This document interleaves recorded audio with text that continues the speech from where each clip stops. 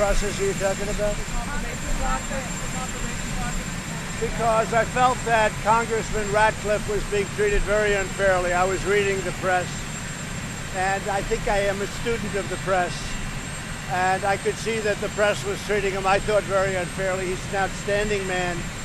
And I asked him, I said, do you want to go through this for 2 or 3 months, or would you want me to maybe do something else? And he thought about it. I said, it's going to be rough. I could see exactly where the press is going. And fake news. He's a fine man. He's a fine man. And so we hadn't started the process, and I thought it's easier before we start.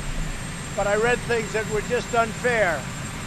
And he's just too good. He doesn't deserve it. Mr. President Trump. What? Well, that might be. I like Sue Gordon. And Sue Gordon is there now, and I like her very much. I've always liked Sue Gordon. It could be. Yeah, it could be. We'll make another choice, and Sue will be, she's there now, and certainly she will be considered for the acting, and that could happen. We'll probably be talking about it either later today or next week. Mr. President. You like Sue Gordon? No, I think he was just treated very badly, very harshly by the press. And he really had a decision to make. You want to go through this for, it could be months. And I said, I think I see exactly what they're trying to do. Nobody understands the press, but I think I understand them as well as anybody. And I didn't think it was fair.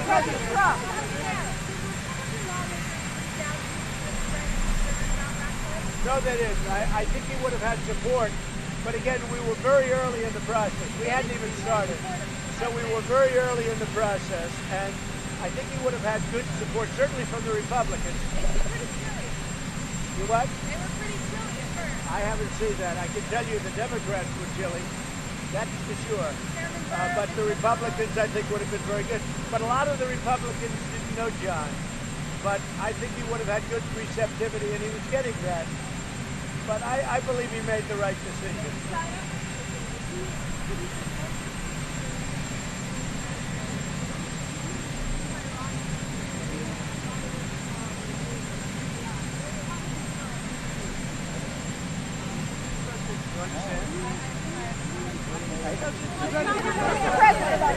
What about China?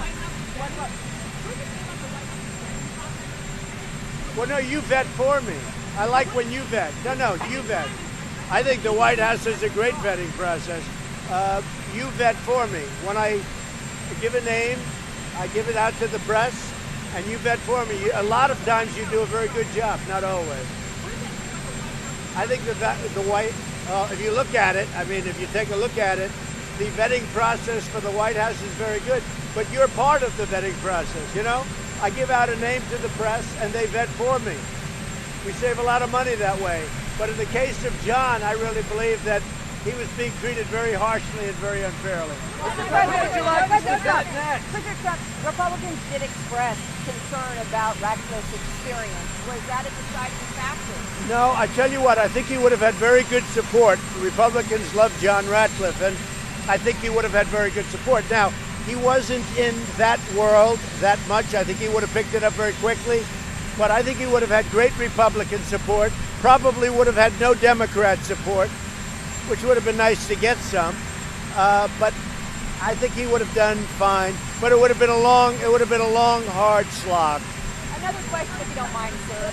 The tweet that you put out about Elijah Cummings and that attempted burglary on his home. Nikki Haley saying it was so unnecessary. What did you say to Nikki Haley? Well, that's okay. I don't mind that. The tweet itself was just really a repeat of what I heard over the news. I know his house was robbed, and I thought that was too bad.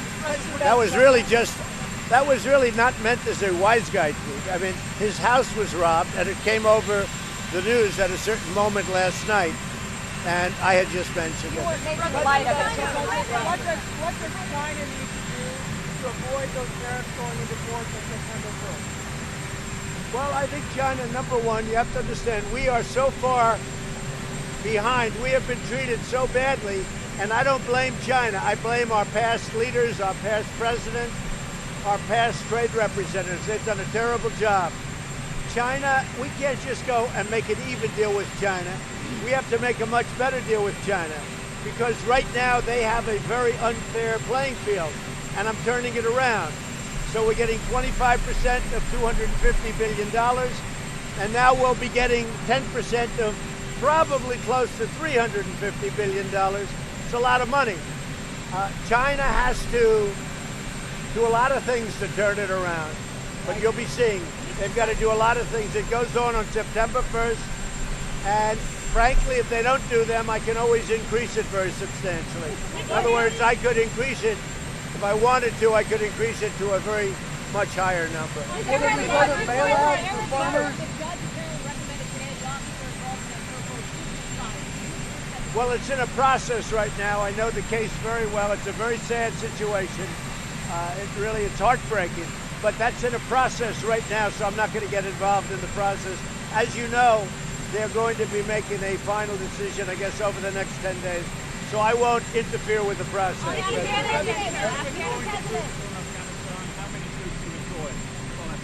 Say it? How many troops are you withdrawing from Afghanistan? Well, we've been moving it down. We've been moving it down from Syria. We defeated the ISIS caliphate, and we have now 100% of that. We have 2,500 prisoners, and Europe is going to have to take them, or somebody's going to have to take them. But we have 2,500 ISIS prisoners, and we've told Europe, hey, some come from France, some come from Germany, but they're going to have to take them. So we'll see what happens, but we've pretty much reduced, we've taken it way down in Syria. Ultimately, it'll be down to a very few people, if any. With respect to Afghanistan, we've made a lot of progress. We're talking, but we've also made a lot of progress. We're reducing it. We've been there for 19 years. We're really serving as policemen. We could win Afghanistan in 2 days or 3 days or 4 days if we wanted. But I'm not looking to kill 10 million people. What about it? We could win that war very easily. I could win that war in a week if I wanted to, but I'm not looking to kill 10 million people, okay? Many of them would be innocent people. I'm not looking to do, and I'm not talking nuclear, by the way. I'm talking totally conventional, but I'm not looking to kill millions of people in Afghanistan. That I can't tell you. I mean, we'll find out. Mr. President, Republican Congressman Will Hurd announced he's not running for re-election. He's 8 Republicans who say that. He's been critical of you and your tweets about the squad. What's your reaction to his not running? Well, I hear he's done a good job. I don't know Congressman Hurd, but I've heard he's done a good job. We differ on certain subjects, but I've heard he's actually done a good job. It's too bad he's leaving, but really don't know him. Mr. President, who else is on your short list to replace Coke? So I do have a short list. I have a list of a few people.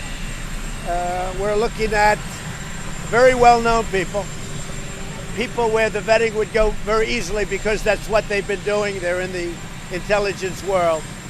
So I have a list of 3 people that I'm going to be working on over the weekend. We're going to Bedminster. I'll be working on that over the weekend, and probably on Monday I'll give you an answer. And I do like Sue Gordon very much as acting, as per you. Who are the other 2, Mr. President? Who would you like to debate, Mr.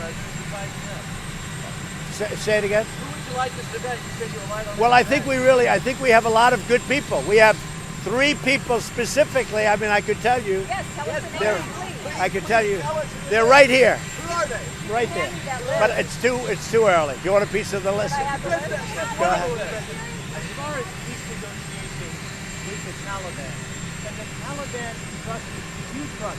Well, I don't want to say if they can be trusted or not. Look, history, I would say, is not so good, but they don't like us much either. But we've brought them down. We've brought the number of soldiers down very substantially. They're coming down. We are talking to them.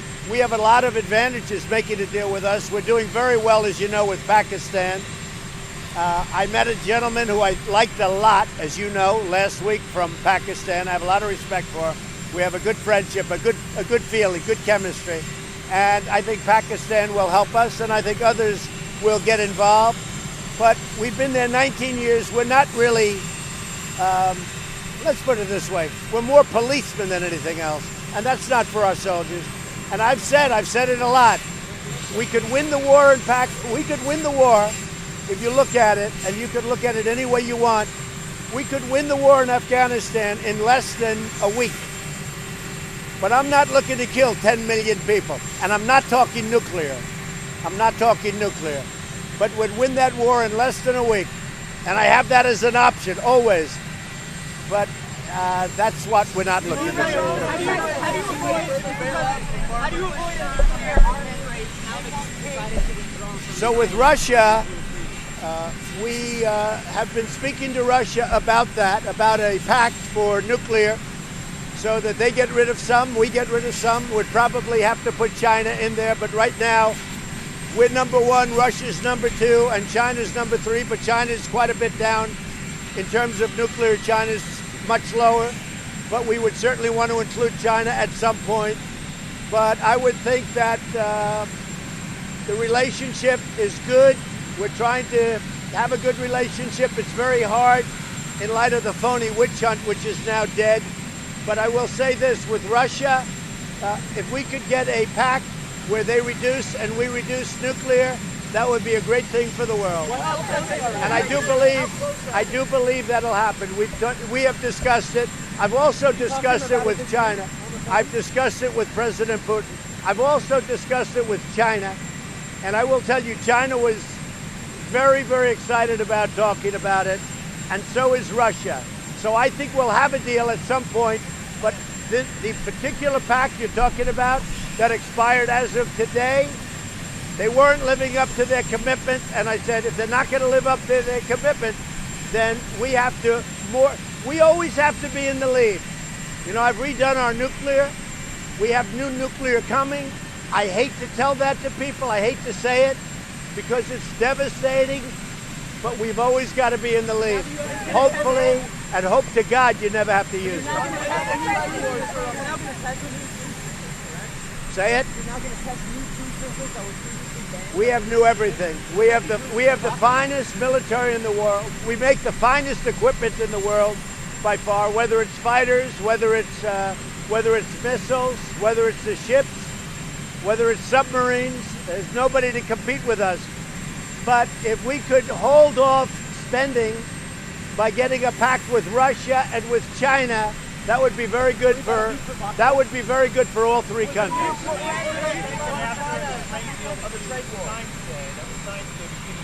You're talking about the trade on beef?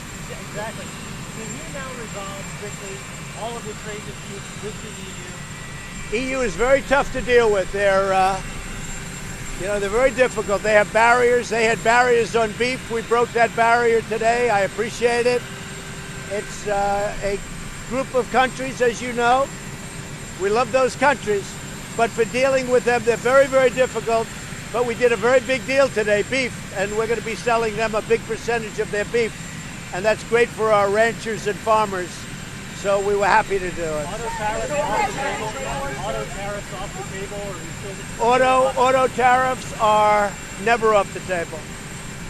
If they would not treat us fairly, which they're not. I mean, it's right now. Look, the EU has tremendous barriers to us, but we just broke the first barrier, and maybe we broke it because of the fact that if I don't get what we want, I'll put auto tariffs, because it's all about the automobile and it's all about the tariffs. If I don't get what I want, I'll have no choice but maybe to do that. But so far, they've been very good. And I want to thank Mexico. The numbers are way, way down, apprehensions. The numbers are way down. Mexico, they have about 21,000. They actually now have maybe more than that on our border. They have another 6,000 on their northern border, okay? If you view it that way, their northern border near Guatemala. And I will tell you, Mexico is doing a great job.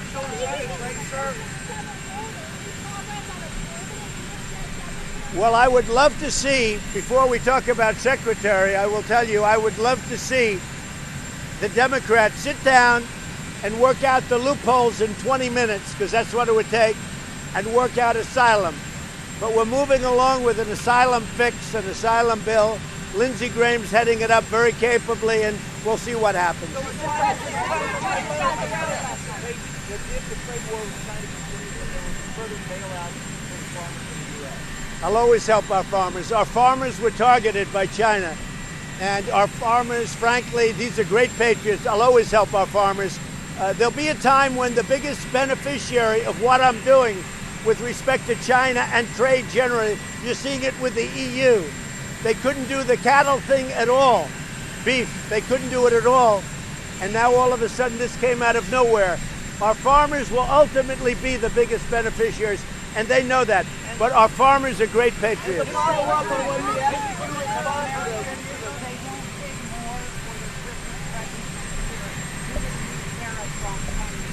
So what happens is China devalues their currency, and China also is pouring money out, and that will pay for the tariffs. It's a total misnomer. Now, I don't say that with all countries, but with China, they're very highly sophisticated, but so are we, more than anybody would understand. All you have to do is ask China. All you have to do is ask China. But let me just explain. So China is devaluing their currency, and they're also pouring money in. Their currency is going to hell, but they're also pouring money in, and that will totally pay for the tariffs. The tariffs are not being paid for by our people. It's being paid for by China because of devaluation and because they're pumping money in. Thank you. Thank you, everybody.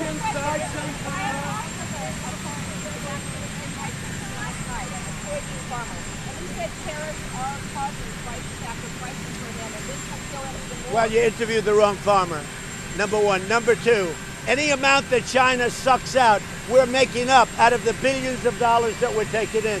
Remember this, our country is taking in billions and billions of dollars from China. We never took in 10 cents from China. And out of that many billions of dollars, we're taking a part of it and we're giving it to the farmers because they've been targeted by China. The farmers, they come out totally whole. So you interviewed the wrong farmer.